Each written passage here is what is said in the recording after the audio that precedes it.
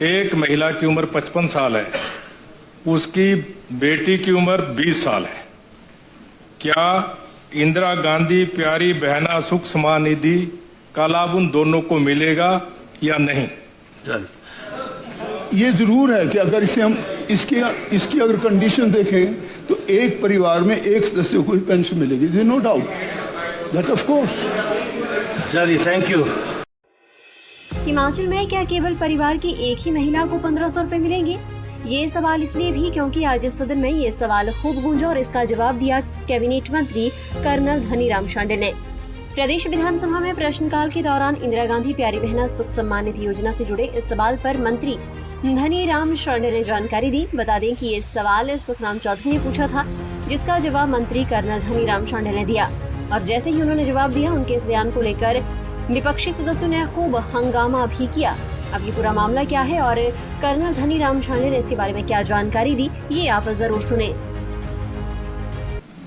अध्यक्ष महोदय, जो सूचना माननीय मंत्री महोदय जी ने दी है, उसमें इन्होंने कहा कि 31/7/2024 तक 7,88,784 फार्म आए, 28,249 की पेंशन लगी, 7,60,535 फार्म बकाया हैं, उसमें से 2,384 फार्म रद्द कर दिए गए।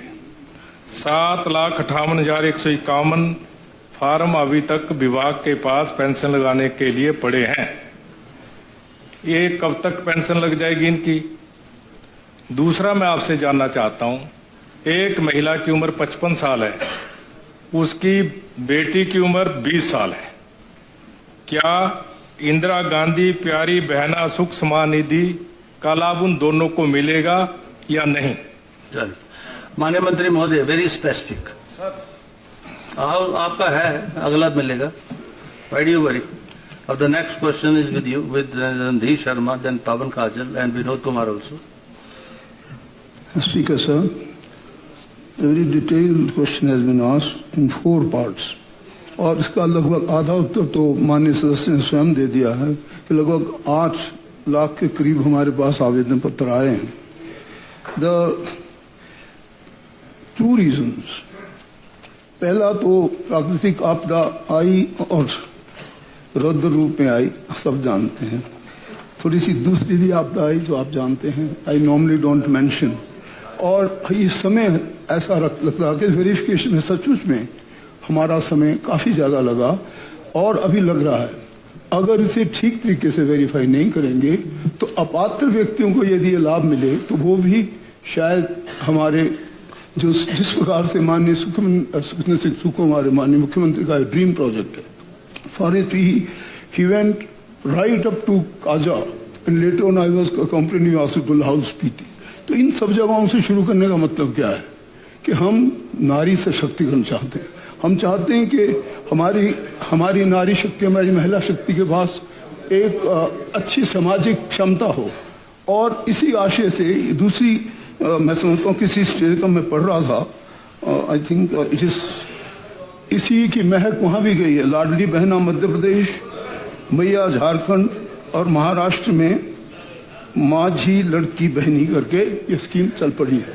तो मैं समझता हूँ जो प्रश्न आपका है अवश्य मिलेगा, फायदा क्यों नहीं मिलेगा? You calculate, it will definitely be there and I assure you.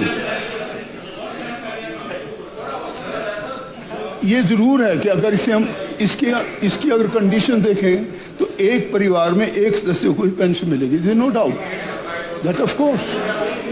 चलिए, thank you. It's a very detailed, if you want, with the permission of अध्यक्ष महोदय, पढ़िए आप। राज्य सरकार द्वारा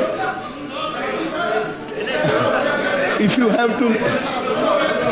have to listen please allow the honorable minister to reply. Samman Nidhi योजना के क्रियान्वयन टाइम खत्म हो रहा है। इस प्रकार है।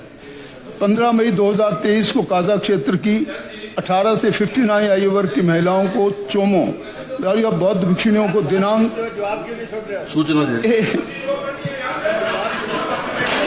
सुनना तो पड़ेगा।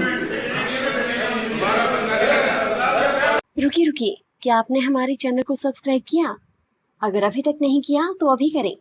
बेल आइकन को प्रेस करें और देखें हर खबर सबसे पहले।